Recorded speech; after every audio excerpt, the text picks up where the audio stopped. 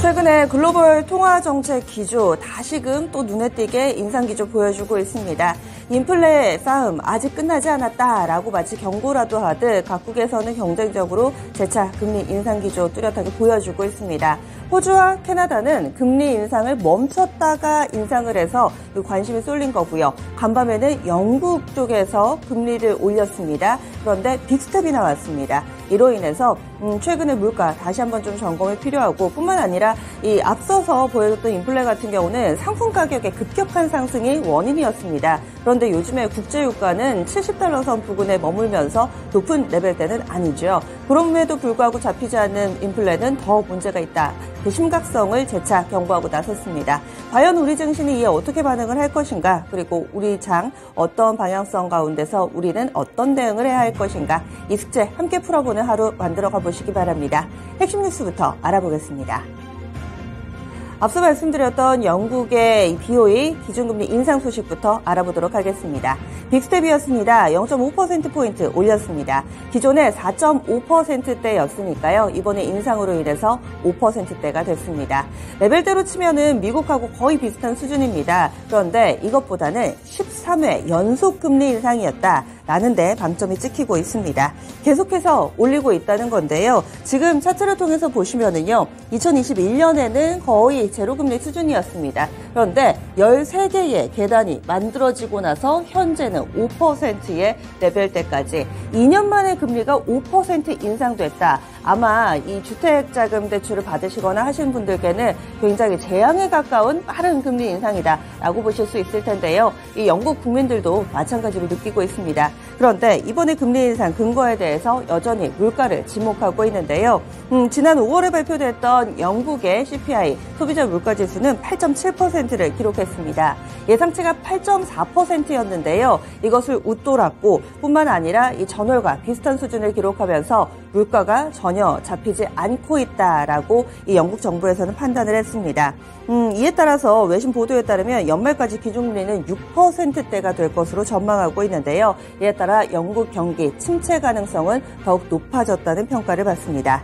이에 따라서 영국의 증시 푸치 배직 지수는 간밤에 0.8% 정도 하락을 했고요. 개파락으로 출발해서 계속해서 마이너스권에 머물렀습니다. 전체적으로 간밤에 유럽 증시는 마이너스권 흐름이었는데 물론 영국의 금리 인상 영향도 있겠지만 파월 의장의 매파적인 발언 함께 영향을 받은 것으로 풀이되고 있습니다.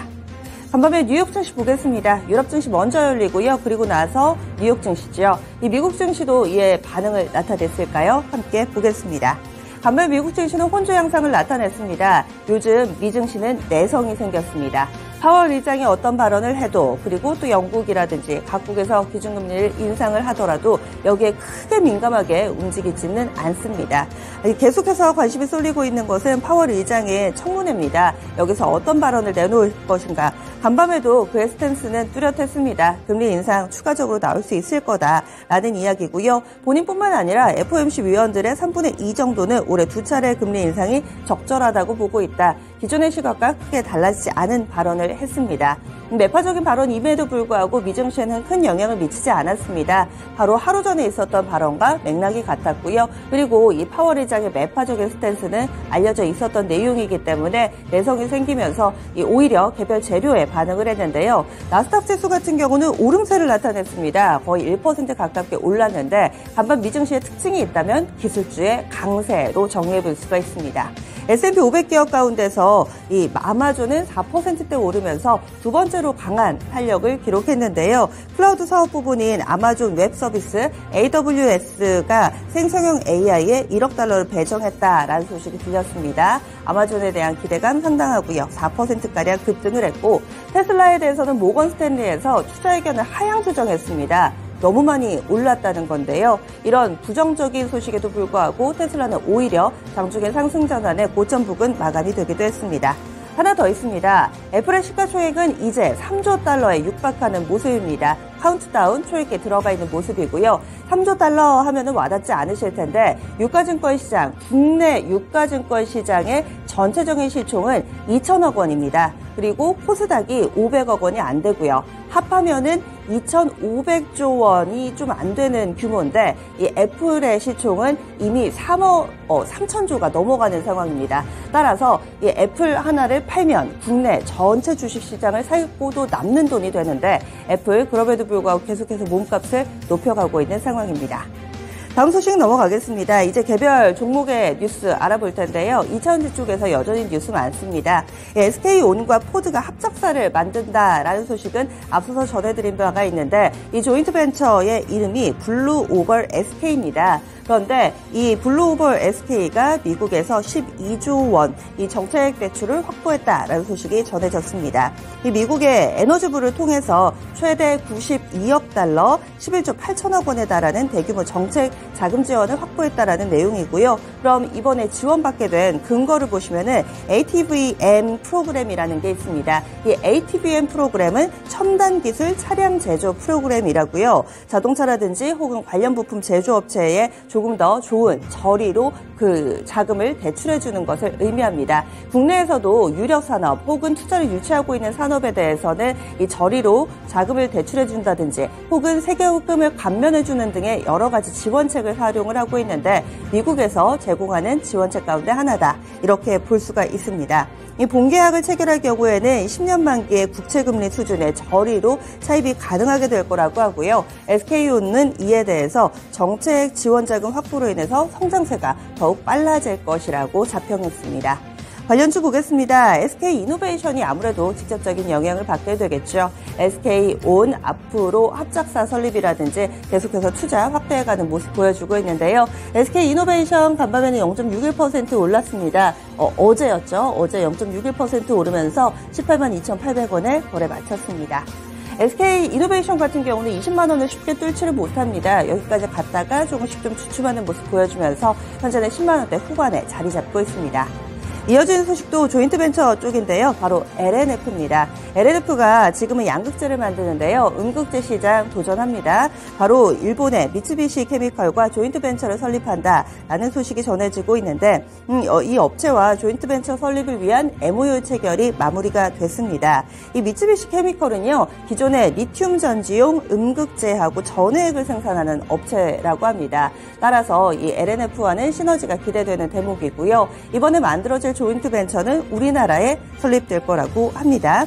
여기에서 이 미쓰비시에서 독자적으로 개발한 신기술이 적용된 음극재를 조인트벤처를 설립하고 여기에서 선보일 계획이라고 하는데요.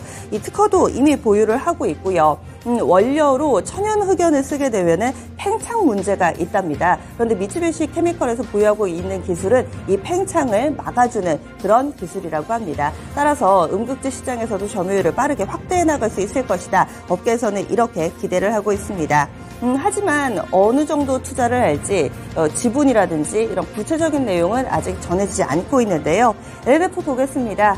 계속해서 전 세계적으로 뻗어나가는 국내 2차전지 관련된 종목군들이고요. LNF 어제는 1.63% 오름세 나타내면서 25만 원에 거래를 마쳤습니다. 다음 소식 넘어가겠습니다.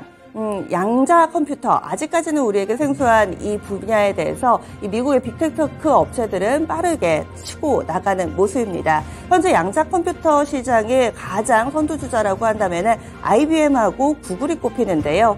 여기에 마이크로소프트가 참전을 선언했습니다. 주요 외신 보도에 따르면은요, 어제 마이크로소프트에서는 양자 컴퓨터 개발 로드맵을 발표하고 10년 이내에 신뢰할 수 있는 실용적인 양자 슈퍼컴퓨터를 개발할 수 있을 것이라고 발표를 했습니다. 지금 선두주자라고 할 수 있는 이 IBM과 구글 같은 경우는 2030년 실용화를 목표로 하고 있습니다. 그래서 거의 엇비슷한 시기에 이 마이크로소프트도 이 슈퍼컴퓨터를 내놓을 거다라고 이야기를 하는데요. 여기서 조금은 어려운 기술적인 용어가 들어갑니다. 보통은 컴퓨터, 반도체 하면은 반도체 칩 안에 0 또는 1에 입력을 하고 그리고 이것을 활용하게 되는데요. 양자 컴퓨팅을 하려면은 큐빗이라는 게 활용이 되는데 여기에는 안에는 0 또는 1이 아니라 0이나 1을 혼합해서 활용할 수 있는 반도체 칩이 들어간다고 합니다. 이게 기술인데요. 마이크로소프트가 위상 큐빗이라고 이걸 지난해 개발을 했답니다. 양자 컴퓨터의 첫걸음을 내디딘 거고요. 이제 하드웨어로 보관을 할 수 있는 큐빗을 만드는데 이게 다음 단계라고 합니다. 양자 컴퓨팅 앞으로 과연 이 눈여겨볼 만한 테마가 될 수 있을 것인가 관련된 소식 알아봤고요. 그리고 이와 관련해서는 엑스게이트가 가장 직접적으로 영향을 받습니다. 엑스게이트 뉴스가 나오면 좀 가장 민감하게 움직임 나타나는 종목이고 그 밖에는 뭐 우리넷 우리로 그리고 KCS, 드림 시큐리티 등이 묶이는데 워낙에 좀 사이즈가 작은 종목입니다. 그리고 일시적으로 영향을 받아온 경향이 있기 때문에 오늘 장에서도 연속성이 나올지 그리고 반응이 나올지 장중에 함께 체크해 보시죠. 핵심 뉴스 알아봤습니다. 오늘도 개장은 증권통입니다.